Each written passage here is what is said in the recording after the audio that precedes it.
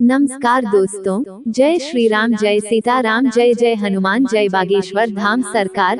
दोस्तों, सिंदूर औरतों के सुहाग का प्रतीक होने के साथ उनके श्रृंगार में भी सबसे ज्यादा महत्वपूर्ण होता है। लेकिन अगर आपसे यह कहा जाए कि आपके सिंदूर लगाते समय की गई ये गलतियां आपके पति को बुरी तरह कर्ज में डुबो देंगे और आपको लकीर का फकीर बना देंगी, तो आपको कैसा लगेगा? दोस्तों, घबराने की जरूरत नहीं है। यह सब हम आपको डराने के लिए नहीं कह रहे हैं, बल्कि बागेश्वर धाम के गुरुजी ने अपने भक्तों को सिंदूर लगाने के कुछ ऐसे महत्वपूर्ण नियम बताए, जिन्हें जानने के बाद आप अपने पति के लिए किस्मत के दरवाजे खोल सकती हैं और उनकी तरक्की दिन दुगनी रात चौगुनी हो सकती है। लेकिन वहीं साथ में गुरुजी ने यह भी बताया कि जो औरतें सिंदूर लगाते समय यह गलतियां करती है, उनके पति की उम्र तो कम होती ही है, साथ ही दुर्भाग्य भी उनके दरवाजे पर दस्तक देता है। तो अगर आप भी जानना चाहती है कि सिंदूर लगाते समय हमें कौन सी बातों का ध्यान रखना चाहिए, तो इस वीडियो को आखिर तक जरूर देखिएगा।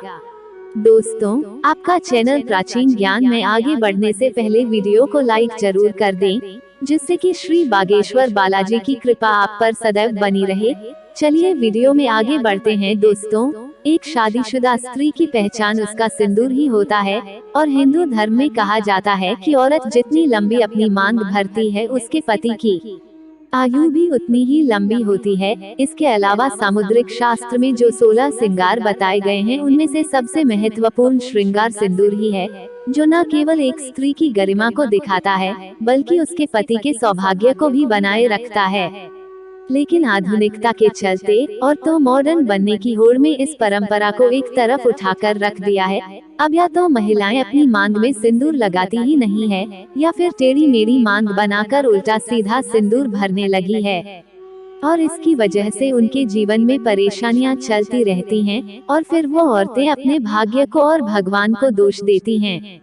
लेकिन आज का वीडियो देखने के बाद आप जरूर समझ जाएंगे कि हमारी ही गलतियां हमारे कर्मों का निर्धारण करती हैं और हम पर भारी पड़ती है। तो गुरुजी कहते हैं कि जो औरतें सिर धोने के तुरंत बाद सिंदूर लगा लेती हैं या फिर गीले बालों में सिंदूर लगाती हैं, तो ऐसे में उनके पति कर्ज में डूबने लगते हैं और उनके काम धंधे भी ठप होने लगते हैं। साथ ही आपको ये भी बता दें कि शास्त्रों के अनुसार गीले बालों में सिंदूर भरने से इसका प्रभाव महिलाओं के मन पर पड़ सकता है और उनके मन में बुरे बुरे विचार आ सकते हैं, और ऐसा करने से पति पत्नी के रिश्ते में लड़ाई झगड़ा और परिवार में क्लेश हो सकता है। औरतों को हमेशा अपने बाल धोने के बाद सुखाने चाहिए और उसके बाद ही अपनी मांग भरनी चाहिए। इसी के साथ गुरुजी यह भी कहते हैं कि फैशन में महिलाएं अलग अलग बनावट के कपड़े पहनने लगी है, उसी तरह सिंदूर को भी अपनी सहूलियत के हिसाब से टेढ़ी मेढ़ी मांग करके लगाने लगी है, जो कि बिल्कुल अनुचित है। सिंदूर लगाते समय महिलाओं को यह ध्यान में रखना चाहिए कि सिंदूर हमेशा नाक की सीध में ही लगाया जाता है। जो औरतें टेढ़ी मेढ़ी मांग निकाल कर सिंदूर लगाती हैं, ऐसी औरतों के पति की सफलता में कई रुकावटें आती हैं और उनके कोई भी कार्य सफल नहीं हो पाते। वहीं जो औरतें अपनी मांग का सिंदूर को अपने बालों से छुपा लेती है, तो ऐसी औरतों के पति को समाज में सम्मान नहीं मिलता और समाज में उनकी छवि भी और लोगों के बीच में छुप जाती है। लोग या तो उन्हें पहचानते नहीं है या फिर उनकी एक गलत छवि लोगों की नजरों में बनी रहती है। इसके अलावा गुरुजी ने यह भी कहा कि औरतें अक्सर अपना सिंदूर दूसरी औरतों को लगाने के लिए दे देती हैं या फिर दूसरों का सिंदूर अपनी मांग में भर लेती हैं। अगर आप भी उन्हीं और में से हैं जो अपना सिंदूर किसी दूसरी औरत को लगाने के लिए देती है या फिर किसी और का सिंदूर अपनी मांग में लगा लेती है या किसी और की बिंदी लगा लेती है, तो आपके पति का सौभाग्य आप खुद ही दुर्भाग्य में बदल रही है। कभी भी किसी और की बिंदिया या सिंदूर मांग लगाने से हमारे पति के जीवन में भी वही दुख और तकलीफ आने लगती है जो को स्त्री के जीवन में होते हैं। और अगर आप अपनी बिंदी और सिंदूर किसी और को लगाने के लिए देती हैं, तो इससे आप अपना सौभाग्य उस स्त्री को खुद ब खुद दे देती है। इसीलिए आप अपनी किसी भी चीज को दूसरों को दे सकती है या दूसरों से मांग कर कुछ भी इस्तेमाल कर सकती हैं, लेकिन अपनी बिंदी और सिंदूर को किसी को देने और किसी से लेने से पहले 1000 बार जरूर सोचिएगा। इसी के साथ दोस्तों, गुरुजी ने सिंदूर लगाते समय हमें किन बातों का ध्यान रखना चाहिए यह भी बताया। गुरु जी कहते हैं कि औरतों को हमेशा नाक की सीध में लंबा सिंदूर लगाना चाहिए। माना जाता है कि औरत अपनी मांग जितनी लंबी भरती है उसके पति की आयु भी उतनी ही लंबी होती है और उसकी तरक्की के रास्ते भी खुलते चले जाते हैं। अगर आप एक कामकाजी महिला हैं और हर रोज सिंदूर लगाना आपके लिए मुमकिन नहीं है, तो आप यह ध्यान रखें कि तीज त्योहार के मौके पर सिंदूर जरूर लगाएं। और हो सके तो जब भी आप किसी मंदिर या फिर पवित्र स्थान पर जाएं तो वहां का सिंदूर लेकर अपनी मांग में जरूर भरें। और जिन स्त्रियों की नई नई शादी हुई है वे अपनी शादी का सिंदूर संभाल कर रखें और उसी सिंदूर में और सिंदूर मिलाकर लगाते रहे और कम से कम 40 दिनों तक यह सिंदूर जरूर लगाकर रखें। इसी के साथ गुरु जी ने यह भी कहा कि तीज त्योहारों के मौके पर करवा चौथ पर अपने पति से सिंदूर लगवाना भी आपके सौभाग्य को बढ़ा सकता है। इसी के साथ महिलाओं को यह ध्यान रखना चाहिए कि सिंदूर लगाते समय अगर सिंदूर उनकी नाक पर गिर जाता है तो उनके पति की आयु बढ़ जाती है। वहीं अगर सिंदूर गलती से जमीन पर गिर जाता है तो इससे महिलाओं के जीवन में जरूर कोई न कोई संकट आने वाला होता है। तो सिंदूर लगाते समय इन बातों का विशेष ख्याल रखना चाहिए।